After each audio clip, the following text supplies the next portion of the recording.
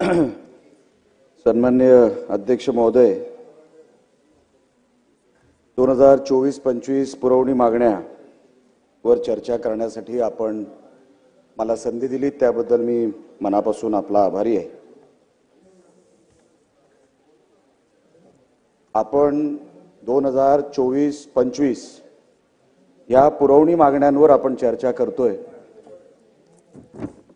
इथे मंत्री महोदय बसलेले आहेत, पण मला अध्यक्ष आपल्याला एक प्रश्न विचारायचा आहे।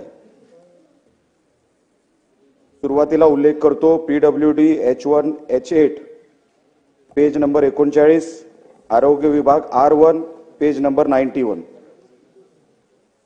हे जरी आपण उल्लेख करत असलो तरी मंत्री महोदय, सार्वजनिक बांधकाम पुरवणी मागणी ही आपण 45,35 लाख याच्यावर आपण चर्चा करतोय, बरोबर आहे? नाही, भाग क्रमांक सांगितला मी। नाही, एकूण विचारतोय अध्यक्ष महोदय। पुरवणी मागण्या आपल्याकडे आहेत 6,486.20 एवढ्या ह्या पुरवणी मागण्या आहेत। आपण 3 विभागांवर आज चर्चा करतोय। त्याची 3 विभागांचा एकूण खर्च किंवा पुरवणी मागण्यामध्ये ज्याचा उल्लेख आहे ते 692.63 लाखाचा आहे। आणि ज्याच्यावर आपण चर्चा करणार नाही आहोत, आपण 5च विभागांवर चर्चा करणार आहोत। गृह खातं आणि नगर विकास खातं कदाचित उद्या येणार असेल, मला माहित नाही।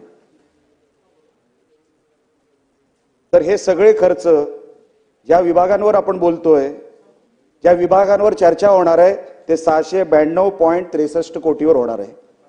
ज्याच्यावर चर्चा होणार नाहीये त्याच्यावर पुरवणी मागण्यामध्ये 5,793.57 कोटी रुपयांच्या पुरवणी मागण्यांवर आपण हे सभागृह म्हणून चर्चा करणार नाही आहोत। फक्त आपण ही चर्चा जी आहे ती 692 कोटीवर चर्चा करतोय। आणि मला आश्चर्य वाटतंय, अनेक माजी मंत्री करोडोचा निधी मागतायत। जर याचं बायफर्केशन आपण बघितलं आजच्या चर्चेचं, सार्वजनिक बांधकाम विभाग 45.35, सार्वजनिक आरोग्य विभाग 17, महिला व बाल विकास 11, आपण एवढ्याच कोटींवर चर्चा करतोय, बरोबर आहे अध्यक्ष महोदय? मग याच्यावरती आपण काय चर्चा करायची? आपण काय मागतोय? पुरवणी मागण्या 6,400 वगैरे काहीतरी आहे कोटीचे। ही चांगली गोष्ट आहे। पुरवणी मागणी चांगली अधिक होणं म्हणजे काय भूषण आपण मागतोय अशातला भाग नाही। कारण का चेअरवरून जेव्हा आपण पुरवणी मागण्यांच्या सूचना देत होता अध्यक्ष महोदय, तेव्हा त्या पुरवणी मागण्यांबद्दल आपण जेव्हा सूचना देत होता तेव्हा आपण चेअरवर नव्हतात, पण मी ऐकत होतो की पुरवणी मागण्या या विभागाचं सोडून आपण चर्चा करायची नाहीये। पण मगासपासून मी अनेक ज्येष्ठ मंत्र्यांचं ऐकतोय, ज्येष्ठ माजी मंत्र्यांचं ऐकतोय, याच्यावर कोण बोलतच नाहीये। सरकारवर टीका कशी होईल ह्याच्यावरच चर्चा होते। आपण 692 कोटीवर चर्चा करतोय, हे सभागृहाला माहिती आहे का? आपण कुठल्या मागण्या करतोय, किती कोटीच्या मागण्या करतोय? आज फक्त 3 तासासाठी आपण 692 कोटी एवढंच आपण याच्यावर चर्चा करतोय। ह्याच्यामध्ये मी काय मागणार आहे सार्वजनिक बांधकाम खात्याकडून? सन्माननीय मंत्री महोदय, मी आपल्याला विनंती करतो, आपली याच्यात चूक अजिबात नाही, अर्थमंत्र्यांची चूक अजिबात नाही। कारण का या सभागृहाला मला एक माहिती द्यायची आहे। या 2024-25 मध्ये 3 पुरवणी मागण्या 3 वेळा करण्यात आल्या, ही 3री वेळ आहे। या 3 पुरवण्या मागण्या एकत्र करून पुरवणी मागण्या 1,37,000 कोटी वगैरे वगैरे एवढ्या झालेल्या आहेत। अर्थसंकल्प आपला 2024-25 चा 6,69,000 वगैरे वगैरे काहीतरी करोड, त्याच्यावरती आपण 1,37,000 पुरवण्या मागण्या, जुलै महिन्यामध्ये 94,000, डिसेंबर महिन्यामध्ये 35,000 आणि आता मार्च महिन्यामध्ये जवळपास 6,400 कोटीच्या आपण पुरवण्या मागण्या आपण सरकार म्हणून पटलावर ठेवतोय. अध्यक्ष महोदय, म्हणजे 100 रुपयावर 120 रुपये झाले. जर आपण पुरवणी मागण्या बघितल्या तर पुरवणी मागण्या त्याचं पर्सेंटेज बघितलं तर 20.45% होतं. म्हणजे 20.45% 100 रुपयाच्या वर म्हणजे झाले 120 रुपये.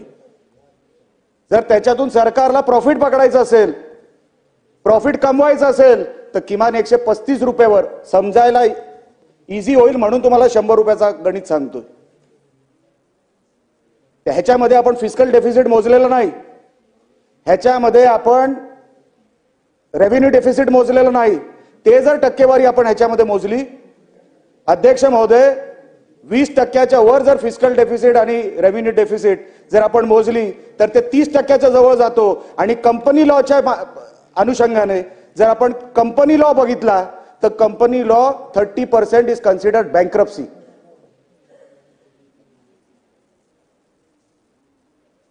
कंपनी लॉ च्या अंतर्गत 30% इज कन्सिडर्ड बँक्रप्सी. तर त्याच्यामध्ये आपण काय मागण्या करतोय? आपण ज्या ज्या विभागांना आपण पैसे देतो अध्यक्ष महोदय, आपण कुठली कंपनी चालवत असताना प्रायव्हेट लिमिटेड कंपनी असू दे किंवा पब्लिक लिमिटेड कंपनी असू दे, आपण रिटर्न ऑन इन्व्हेस्टमेंट बघतो. आपण जे काय पुरवणी मागण्यांमध्ये हे होणार की नाही हा सरकारचा भाग आहे. सरकार अर्थमंत्री त्याच्यावर डिसिजन घेतील, पटलावर ठेवतील. पण आपण जी काय मागणी करतोय, पुरवणी मागणी करतोय,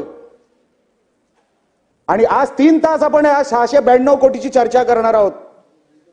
फक्त 692 कोटीची. 5,000 5,500 कोटीची आपण चर्चा करणार नाही आहोत, ते बिना चर्चेचा आपण इकडे पास करणार आहोत. हा नियम कुठला आहे? हा कुठला नियम आहे? नाही अध्यक्ष महोदय, 1 मिनिट, हा महत्वाचा विषय आहे. हा महत्वाचा विषय अध्यक्ष महोदय.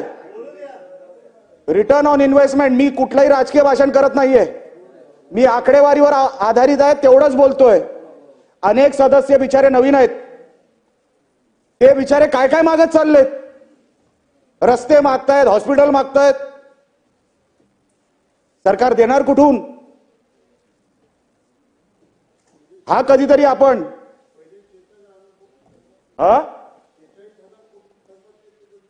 तो आपण अजूनपर्यंत मूळ बजेटवर आलेलो नाही साहेब.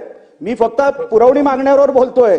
मूळ बजेट जेव्हा 10 मार्चला येईल तेव्हा मी त्याच्यावर वेगळी चर्चा करीन. फिस्कल डेफिसिट, रेव्हेन्यू डेफिसिट, वित्तीय तूट हे तेव्हा आपण बाहेर काढू. आज तो चर्चेचा विषय नाही. आज चर्चेचा विषय फक्त हा पुरवणी मागण्यांचा आहे. पुरवणी मागण्या 6,000 कोटी 400 ह्याच्यावर आपण जी काय चर्चा करतोय, ह्याच्यावरती चर्चा करायची तसं शेलार साहेब गरज काय? काय गरज आहे? मी काय मागणी करणार आहे? मोदी साहेब आमच्याकडे माझ्या मतदारसंघात येऊन गेले तेव्हा आम्ही 60 कोटीचे रस्ते बांधले आणि पुरवणी मागण्यांमध्ये सार्वजनिक बांधकाम खातं 45 कोटी त्याच्यावर चर्चा आहे. 60 कोटीची बिलं फक्त एका दौऱ्यामध्ये झालेली आहेत, त्याची बिलं अजून निघालेली नाही. मग मी कुठली मागणी करणार आहे सभागृहाच्या समोर? कुठली मागणी करणार आहे? म्हणून माझी विनंती अनेक सदस्यांना, आपण जी काय मागणी करतोय हे कधीतरी ज्याचा उल्लेख नाही साहेब, तसा विषय ना विषय गंभीर आहे. मी कोणाला आवडावं म्हणून बोलत नाही. मी साहेब लोकसभा बघितलेली आहे, मी विधानसभेमध्ये पहिल्यांदा आलेलो आहे, पण अर्थ फायनान्स या विषयाचा विद्यार्थी आहे. आकडेवारी ही आपण जी काय ठेवतोय पटलावर, माझी विनंती आहे सरकारला की आपण जे काय खरं आहे तेवढंच महाराष्ट्राच्या जनतेला दाखवावं. आपण हे सगळं करत असताना हे सगळे सदस्य जे काही ते आज मांडत असतील, कदाचित माझ्या या भाषणानंतर अनेकांनी आपली भाषणं बदलावी लागतील अशी परिस्थिती आहे. कारण का आकडेवारीवर बोलायला गेलं तर 692 कोटीच्या पलीकडे या 3 विभागांमध्ये सरकार काही देऊ शकत नाही. 6400 कोटीच्या पलीकडे सरकार काही देऊ शकत नाही. मग आपण मागायचं काय 2 दिवसामध्ये? म्हणून माझी विनंती आहे अध्यक्ष महोदय, या 6400 कोटी वगैरे 6486.20 कोटी या पुरवणी मागण्यांवर जरी माझं समर्थन असलं तरी, आणि मी तुम्हाला सदस्यांनाही सांगतो, 6400 म्हणजे महाराष्ट्रात काही खड्ड्यात चालला नाहीये असा अर्थ होत नाही. 6400चा अर्थ काय होतो की कमीत कमी मागण्या आपण मूळ अर्थसंकल्पावर टाकलेला आहे 2024-25च्या. म्हणून त्याच्यावरती कुठेही मी सरकारवर टीका केली असं होत नाही. उलट सरकारने काम चांगलं केलं. काल मला असं वाटतं जयंत पाटील साहेबांनी काहीतरी चिमटा काढण्यासाठी हा विषय काढला, पण त्यांना लक्षात आलं नाही कमीत कमी पुरवणी मागणी जेव्हा आपण करतो म्हणजे त्याचा अर्थ की सरकारने महाराष्ट्राच्या मूळ अर्थसंकल्पावर कमी बोजा टाकला ह्याचा तो अर्थ होतो. कारण का 2014-15 मध्ये जर आपण बघितलं, पुरवणी मागण्या 2014-15 10 वर्षापूर्वी पुरवणी मागण्या ह्या फक्त 11,100 कोटीच्या होत्या. 10 वर्षामध्ये आपण 11,100 पासून आपण आलो 1,37,000च्या पुरवणी मागण्यांपर्यंत आपण आलो. म्हणजे हे सगळं अनप्लॅन्ड एक्सपेंडिचर आहे. या अनप्लॅन्ड एक्सपेंडिचरला आपण प्लॅनिंग मध्ये आणावं एवढीच विनंती मी आज या सभागृहाच्या माध्यमातून करतो. आपण मला संधी दिली अध्यक्ष महोदय, त्याबद्दल आभार व्यक्त करतो आणि इथेच थांबतो. जय हिंद, जय महाराष्ट्र. अमित झनक.